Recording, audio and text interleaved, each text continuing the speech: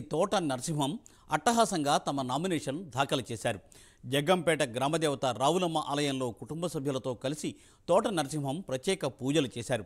అక్కడ నుండి నాయకులు కార్యకర్తలతో భారీ ర్యాలీతో జగ్గంపేట ఎన్నికల కార్యాలయం వద్దకు వెళ్లి నామినేషన్ పత్రం సమర్పించారు. ఈ ఎన్నికలలో భారీ మెజారిటీతో గెలుస్తానని తోట నరసింహం ధీమా వ్యక్తం చేశారు.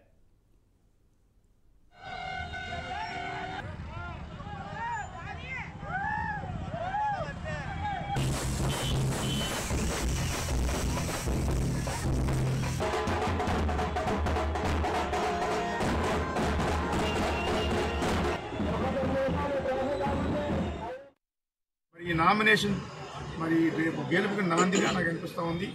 ఎందువల్లంటే ఈరోజు వైఎస్ జగన్మోహన్ రెడ్డి గారు చేసే సంక్షేమ కార్యక్రమాలు గ్రామాలను కూడా విస్తరించి ప్రజలందరూ కూడా జగన్మోహన్ రెడ్డి గారి సంక్షేమ కార్యక్రమం పట్ల ఆకర్షితులైనటువంటి నేపథ్యంలో నాకు కూడా స్వతహాగా ఈ నియోజకవర్గంతో చాలా సత్సంబంధాలు ఉన్నటువంటి పరిస్థితి.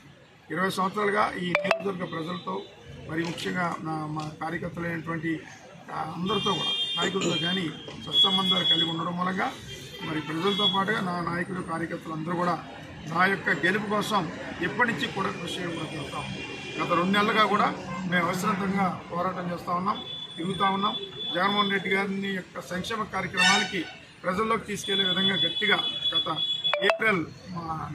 ఫిబ్రవరి మాసం నుంచి కూడా మేము డోర్ టు డోర్ క్యాంపెయినింగ్ కూడా మొదలుపెట్టాం.